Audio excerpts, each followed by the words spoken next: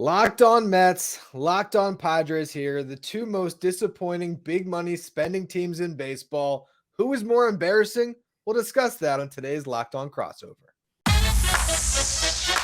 You are Locked On Padres, your daily San Diego Padres podcast, part of the Locked On Podcast Network, your team every day.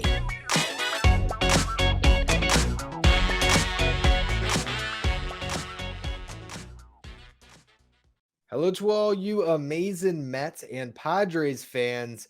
We got a great show today. I'm Ryan Finkelstein, the host of Locked On Mets. I got Javier here, the host of Locked On Padres. And this has been an episode we've been talking about for a while. We're just going to discuss how disappointing this season has been for our two teams, which seem to mirror each other. We were talking about before we started here. 2021, good first halves, exciting futures. They both collapsed. 2022, both make the playoffs, meet in the first round. Padres make it to the NLCS, both ultimately eliminated. And now, two of the most disappointing teams in baseball outside of the Cardinals. Has there been a bigger disappointment than the Mets and the Padres? Javi, what do you think? No, absolutely not. And for me personally, I don't think the Cardinals are now they've been a disaster and they're hilariously, and even though it is partially his fault, blaming it all on their catcher. I just genuinely find that like one of the more unintentionally funny things going on in baseball right now is the Wilson Contreras saga, where it's like, hey, we brought in the catcher who can't play defense, and we're mad that he can't play defense. And then like it's just funny. But for me, the Cardinals not as much because, and I actually wrote about this a little bit for Just Baseball a few weeks ago, where like it's I use the hot dog meme guy. We're all trying to find who did this. The Cardinals' issue for years has been starting pitching, and they've just been completely repulsed and allergic to actually addressing that. The only time they did was acquiring your former boy, Steven Matz. So for me, I didn't expect them to be this bad, obviously, but I don't know. It's just not blowing me away. And I think that the Padres had, and the Mets, on top of the actual talent on paper, like the Cardinals and such, like the sexiness, the blockbuster value, the high payroll, highest in history with the Mets, and certainly the highest for Padres history with the Padres, right? So I think when you take it from that account, I just think that these are the two. Everyone was talking about them, and oh no, I mean the owners were freaking out. Yeah. They were like, we need to curtail spending now. Dick Monfort's like, I think this is bad.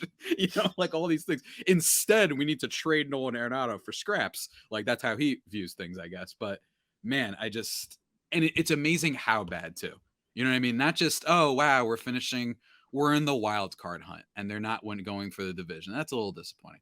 No, it's like actively some of the worst baseball teams out there, really. I mean, it's been a mess. And that's kind of been the story of, I think, baseball in general this year is just no fan base being happy, right? Like, which fan bases are happy right now? It's like Atlanta, Miami, Cincy. Cincy's very, very, they're thrilled right now. Even if they don't make the playoffs, they're thrilled. And then like Cleveland ain't happy. Twins aren't happy. Whoever the heck wins that division is going to be happy. And then the Rays. There's like 4 teams that are happy right now. On Texas. There we go. That's it. Everyone else is just miserable. This is what baseball does to us, man. Well, it's a year where I think we all went in and it's stupid because we all thought, oh, well, all the teams that made the playoffs last year, they're going to make it again. And we always make that mistake. You just don't know who's going to fall off. But no one expected some of the teams that have fallen off to fall off. And particularly these two, like you said, you made a good point that I was going to mention as well. Yeah, they were talking about changing rules and, the players love the Mets and Padres and they're changing baseball, but the owners hate it. And is this going to, force other owners to spend? And now there's 28 other owners that can just point and laugh at these two teams that spent big, that said screw luxury tax, and are now paying that tax while sporting teams that are sitting well below 500 at this weird juncture where it's like, can you win enough for 2 weeks to justify buying? Can you actually stay in this race, or are you just doomed for a lost season on a bloated payroll? It stinks, man. It stinks. And to those owners, I still think I say this way too much on my pod, but it's like, all right, I know the Diamondbacks and the Reds and all those teams are cute. Just go Google for me real quick. The World Series champions of the past like decade, you basically only have the Royals when it comes to low spending teams winning. That would be the counter to that. But also it is true that like a lot of owners they're having a blast right now. They're just like absolutely living it up, just seeing how these two teams have failed. And I think like as you mentioned, we do this every year. We kind of, even though we keep forgetting, like we need to like carve a tattoo somewhere on ourselves that reminds us, statistically speaking, there will always be a team that made it last year that will fall out basically every year. It's more rare when it doesn't happen than it does, right? And granted, I think this year has been to the extreme. Mariners, Cardinals, Padres, Mets, Guardians, like all those teams, I would argue, like are in the falling out territory. But just statistically wise, this happens every year. And I think that we made a little bit of an assumption. It was justified. I mean, my team made it to the NLCS. You bring in Bogarts, you get a full year of Soto, and then you get a mostly full year of Tatis. Another person I recently wrote about at justbaseball.com that people could check out. And then the Mets, it's like, well, they won 100 games and they replaced Jacob deGrom with Justin Verlander, who just won the Cy Young, and they brought in Kodai Senga, and you still have Scherzer, and you got Lindor and all these guys, right? And they had these young guys. I think there was a little bit more of a plan on the Mets side. That I think is the difference between our two teams, where the Mets had clearly plans with their depth, and they don't have 5 guys getting paid for 10 years, right? They have a couple like Lindor, like I mentioned before, right? But for the Padres, it's like there's just no depth. And the Mets, they perhaps foolishly, I don't know, I'd have to ask you, expected that Vientos and Beatty and Francisco Alvarez, who I know has been good, that they thought those guys would help clean up any of their weaknesses and make them arguably better this year. And that just hasn't been happening. And people said it, unfortunately, during the World Baseball Classic, but it was a bad omen, man. That's what it seems like for the Mets season. And it's, I hate it, because the Mets have been one of the teams that I look forward to watching outside of mine the most. And it's basically, I have nothing to be happy about. It's pretty rough. It's tough because, and I do want to kind of talk about the plans that each of these teams had and their plans moving forward. Because I can make the argument that the Mets in some ways haven't really kind of entrenched themselves in this particular team as much, where the Padres, it's like you're pretty much stuck with what you are. Now, that could be a good thing because you have so much top end talent that eventually you would think they would figure it out. The other, side of that is that they can't win now, or they're going to be able to win in 2 or 3 years. The thing about it is you have gotten pretty good performances from some of these star players on each side, but yet as a whole, each of these rosters cannot figure out a way to sustain winning. And what I want to get to in the next segment here is, are either of them going to find that path to sustain winning this season? We'll kind of talk through it on both teams. Before we get to that, though, I want to talk a little bit about daily fantasy and the Sleeper app. Do you want the chance to win more money with less picks? Well, head to Sleeper, where you can take home 100% of your money on just 2 or more fantasy baseball picks. Sleeper is now offering up to 100% payout for up to 8 pick contests. Choose as many as 8 players that you like and pick more or less on your favorite baseball stats like home runs, strikeouts, hits, and more. Get your picks right and you could win big. I know you like Sleeper for the fantasy football season as well, Javi. This is an app that you enjoy playing and going week by week in that football season. Yeah, they just give you all the data. And for Sleeper picks too, obviously. I mean, Sleeper is great, unlike apparently my mic, because it's always there. Again, we're recording this in the middle. There's no games and odds at the moment, but I'm personally probably going to be taking a little Manny Machado action. He's been heating up lately. But I also love Sleeper for fantasy football. Just so many quality of life things. You can change your team picture, little things like that. You get a little mascot guy that like fights your other opponent's mascot when your teams are playing. And then they have like all the data on like all the past fantasy performances for like every year of the player. It's just really cool. A lot of good stuff that they have for the old Sleeper app. And I respect and appreciate it very much as someone who is a fantasy addict. And I will be again for the rest of this year, whether it be baseball or football. But yeah, love Sleeper, man. Been using it for a while. Yeah, and you can find safe and fast withdrawals with Sleeper. And if you use the promo code Locked On, you'll get up to $100 match on your first deposit. Terms and conditions apply. See Sleeper's terms of use for details. Currently operational in over 30 states. Check out Sleeper today. We are back discussing the Mets and Padres here. And look, the road ahead is pretty simple. Win as much as you can in 2.5 weeks and prove that you can be in this race to maybe buy. Is AJ Preller going to double, triple, quadruple down on this team and be a big buyer at the deadline? Is there anything left to buy? Is there any hope that they actually can sustain some winning here? So according to Fangraphs odds, currently, by the way, for the record, the Padres are 43-47. Again, it hurts me to say that. And according to Fangraphs playoff odds, they have a 32.5% chance to make the playoffs, which is obviously fourth among the Diamondbacks, Dodgers, and Giants. But it's not horrible, right? And I think that a big reason Fangraphs is up there, and I think a big reason that this is important in the context of AJ Preller is that the Padres, unlike the Mets, the Mets outside of a couple players don't seem to have been great as a team overall. They've hit some home runs, in terms of that respect. They're like 15th in runs, but starting pitching, bullpen.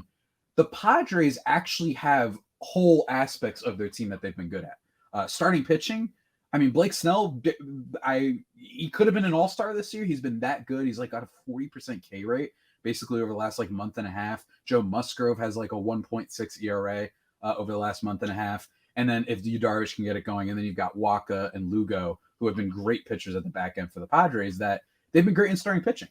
And they've also been great when it comes to defense, because they have arguably the two of the maybe 10 best defenders in baseball. And surprisingly, Fernando Tatis Jr. in right field. And then Ha-Seong Kim, who is another one who could have made a case for the All-Star team. So because of that, Manny still, they have aspects of their team where they have literally been so good. The problem is that they've been just historically bad at driving in runs with runners in scoring position. That's been the story all year. So I think Fangraphs is basically saying, look, we've literally seen them be good at 3 of the 4 aspects of the game, with the bullpen, starting pitching, and defense. All they have to do is have, with 4 MVP caliber players, hit okay. And I think that's where the odds are coming from. And they're expecting them to just be able to be good. This isn't them asking, why did Eric Thames come to mind? You remember Eric Thames? Random Eric Ibars, your average journeyman players to be able to come up and bounce back in the second half. They're asking Manny Machado, Juan Soto, Xander Bogaerts to get things going, right? Like, that's not a big ask in theory, assuming that the bullpen, starting pitching, and defense can hold play. So I clearly think that between these two teams that they have the better chance of making it, albeit it's still going to be tough because they've been showing the whole year that there's a lot of bad vibes. You've got clubhouse rumors that we're probably going to hear about later on in the season. No raccoon fight. Don't worry. We haven't gotten there yet, but still not great for the Padres. But I don't know about you. I just feel like that's got to be the reason that the data is suggesting the Padres still have an okay chance to make it. I think it's interesting to look at each other's teams from vantage points that are further away, because I can see everything that you're talking about as it relates to the quality starting pitching, the top end talent. And I also wonder if their depth comes back to bite them and they can't find their way through it in the second half. And from a Mets perspective, I could completely see how if you're not as emotionally tied to the team as I am, you'd be like, listen, the Mets got the Braves, who are clearly better in their division and way better, maybe the best team in the National League. The Phillies, who have been performing better, and the Marlins, who seem to find a way to win, even if it doesn't really make sense. The Mets, it has felt like at times that they're just not that far away.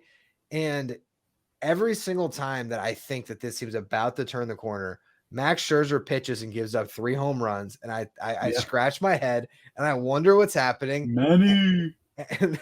Exactly. And that's where we are. If you're looking at this Mets team, if they ever got Max Scherzer and Justin Verlander to pitch to the back of the baseball card this year, I really think that they have enough talent in that lineup. And there's still a couple of arms that you trust in the bullpen that they could gain their footing. And they just had a 6-game winning streak, right before the break. But then they, against your Padres, stumbled, lost the last 2, lost that series. And we're looking at this a lot differently. If the Mets won one of those 2 games, I'd be sitting here and say, hey, they won their last 3 series. They won the last 7 of 8 games. They're the team that's going to be able to go on a run here. I think the reality of both of these situations are the chances of either of these teams making the playoffs and then making a run following it, it's pretty slim at this point. And it leads you to wonder, are they too sort of ingrained in this win now mode to maybe see what's best for the franchise for the next 2 or 3 years and sell at this deadline?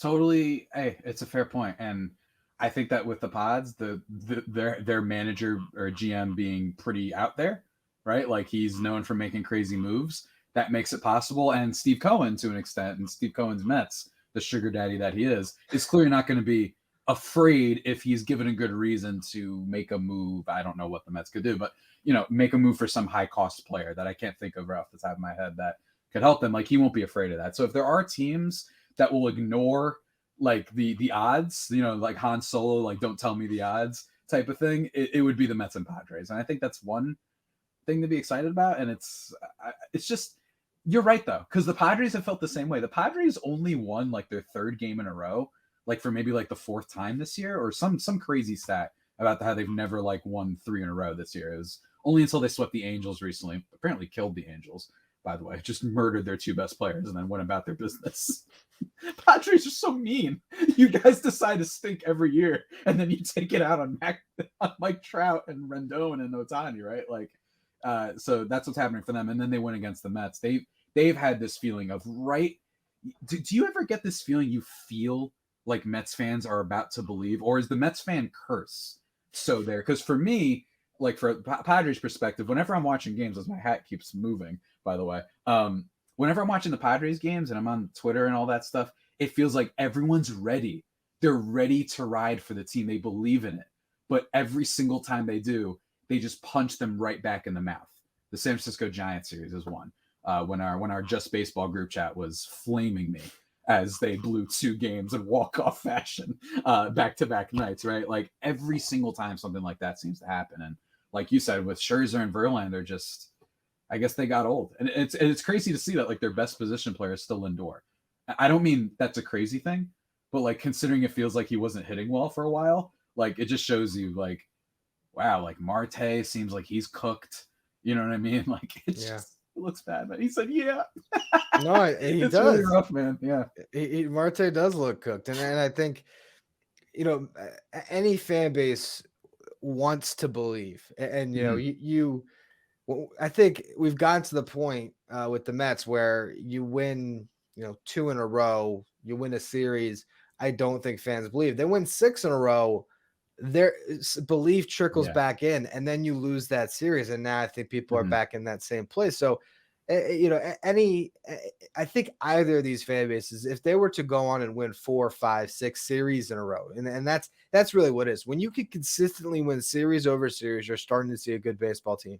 And each of these teams, they'll have that series where they put it all together and it looks great, and then they slide back. And I think the question is, are they going to run out of time? That's what I want to discuss next, because I'm going to make an and to you why it would be stupid for the Padres not to trade Juan Soto. And that in the business is what we call a tease. Before we get to that, today's episode is brought to you by the most comfortable shorts ever, Bird Dogs.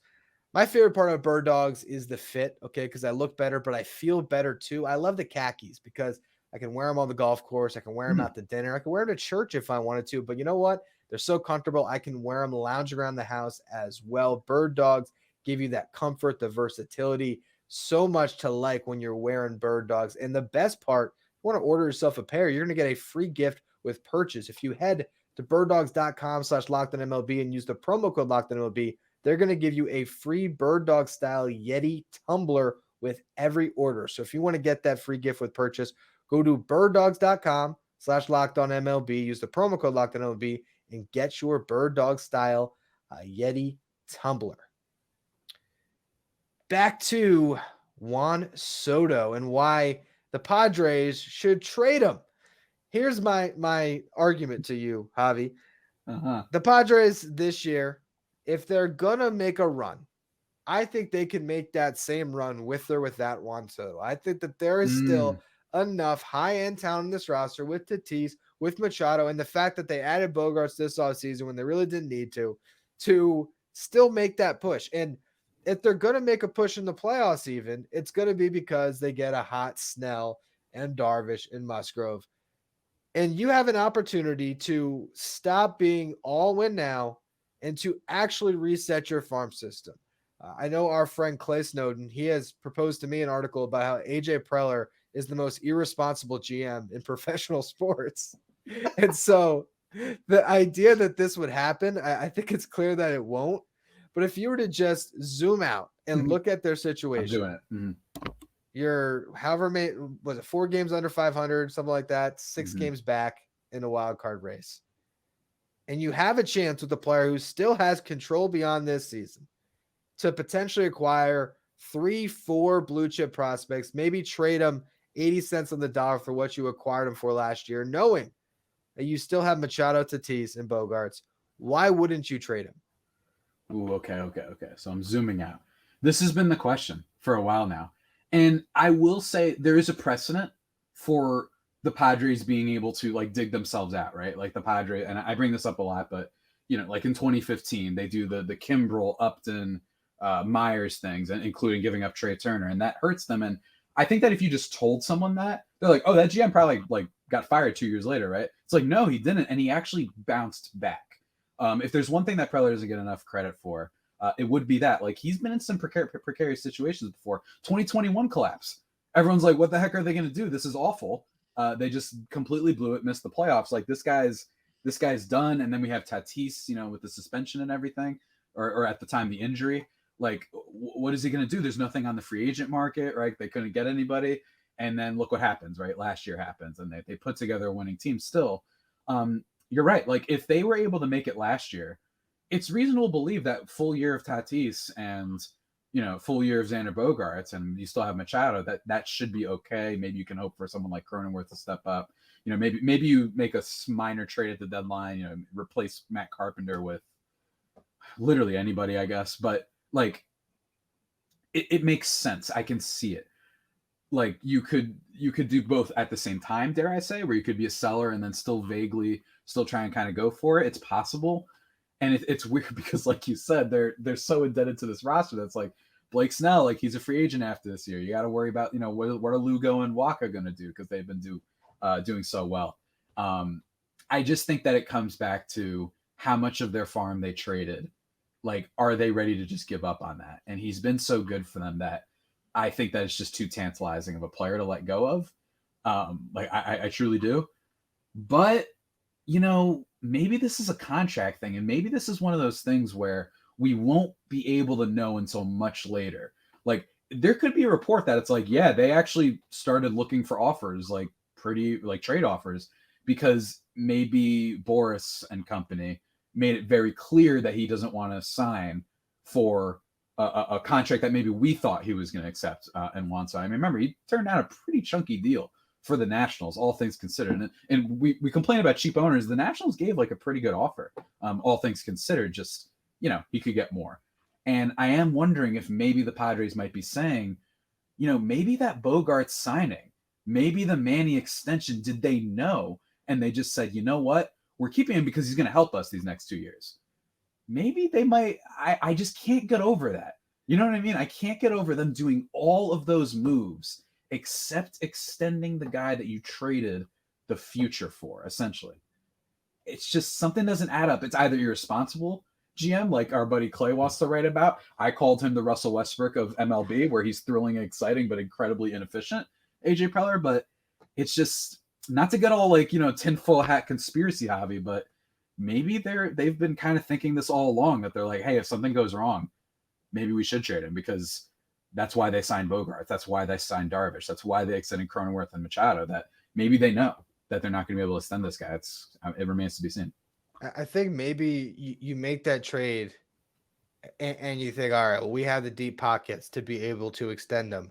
Mm-hmm. And you start having conversations, like you said, and it doesn't go anywhere. And it's clear, I think, because of his age, because of his agent, he's going to be a free agent. He's going to make it to free agency. I really believe that to be the case. And that's what puts you in this awkward position where I feel like in some respects for both of these teams, we would hate it because we got to make daily content on them. And we want to see these teams win so that we have something to talk about in August and September, and even hopefully October. But you could also say for 2024, it'd be best for both of these teams to keep losing so that there's no hope at the deadline and they're a responsible seller, because the thing is, there's not a lot of sellers at this deadline. Mm-hmm. And these two teams, if you were to shop Michael Wacha, if you were to shop Blake Snell, if you were to shop Josh Hader, they could be the biggest and best sellers at this deadline. Could dictate everything, yeah. But it probably won't happen. The Mets, I think the Mets are in a position where what they have to sell isn't as good as what the Padres have to sell, because unless you're eating all the money on Max Scherzer, what's that going to do for you? And even then, he hasn't pitched that well. Yeah. Like, they can sell Tommy Pham. They could get he's crazy. 35, you know? Exactly. And unless they're getting crazy and trading Pete Alonso, which I don't expect them to do. That'd be spicy. It would be, but it's not going to happen. The guy, he's too much of a franchise face that they're not gonna do that. So again, I think that both of these teams are in really weird spots, and I think the Padres have a chance to really, really capitalize. But I believe that the Mets would be sellers more than I believe the Padres will be sellers, just based on who their GMs are. I could see the Mets actually having that come to Jesus moment in 2 weeks where Steve Cohen eats all the contracts and tries to get as much as possible, and they punt the season. Yeah, I think you're right. And I think Preller and company are crazy enough to still go for it and trade Jackson Merrill and Dylan Lesko and the catcher who's 16 years old already playing in pro ball. Like, it's not beyond them. Anything is possible. But equally, though, anything is possible in terms of the other way, right? So like you said, maybe they trade for Soto thinking, of course, we'll be able to extend him. And then he asked for $750 million or whatever the heck, and they said no way. I don't know, but I think that it is such an unusual market. The teams that were going to projected to be sellers are like winning. You know, the Giants are probably the number one for that, where like they have Cobb and they have Lamont Wade. They have all these pieces that every team want. JK, apparently from them, they're actually just straight up competing because they're the Giants. They know what they're doing. You could argue maybe D-backs a tiny bit if they didn't reach their full potential. You know, anyone from the American League East, I think might have been up there, but it's just very like, it's such a weird market. The White Sox, I don't think want to sell what people actually want. It's a classic, like, oh, we'll give you, what is it the Yankees fans would do? The Miguel and Duhar, like, yeah, all Miguel the players Duhar, we don't Clint want. Frazier. Yeah, it's just incredible. I think you're right, man. The Padres could really reset big time. And if they did that, I know fans would probably be really upset, but if you do that, assuming you get the right value and assuming Preller's able to pull it off, which he has before, hey, traded James Shield at the right times, didn't he? You know what I mean? He traded that guy at the right time. So, like, it's totally possible that they go into the market and they say, let's reset. We're going to be awesome for next year. We already have our 3 stars. We have Tatis, Bogarts, Manny. Let's get rid of Soto because we don't think we can extend him. Get a decent amount back. Rekindle our depth with a team that's seen, you know, Adrian Morejon and Ray Kerr and Reese Neer come up and not do anything, right? Like they've had these Matthew Batten, not trying to be mean, but they don't have a lot of farm guys that have been able to come up and be contributors. So maybe they're thinking, all right, well, we already have the stars, so let's now build around them. It would be responsible, maybe not as fun. It's not the sexy thing to do at the deadline. So I don't think they're going to do it because, again, I think Preller is he's addicted to the thrill. This guy watches Uncut Gems to go to sleep. You know what I mean? Like, that's what I think this guy does. Like, I think he watches the most nerve-wracking movies in the world, and that puts him to sleep. I think that's how big this guy is. That is a terrifying notion. I can't even imagine laying in bed watching Uncut Gems.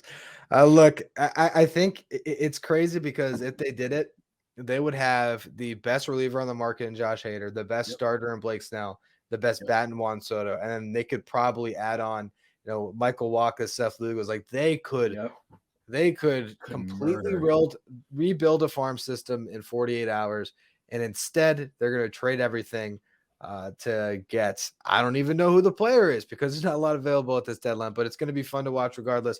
And if any of you want to pay attention to all of the drama on that side, if you're sick of all the drama with the Mets and you want to see another team that'll just keep you tuned in for a soap opera of a season, you can watch Javier Reyes with his jester hat over on Locked On Padres. Make sure you follow us wherever you get your podcasts. Follow us on Twitter. Me at Finkelstein Ryan, him at Javier Pena with 2 eyes. And we'll be back with more content with this season about to pick up in a couple days here. We'll see what these teams have in store for us.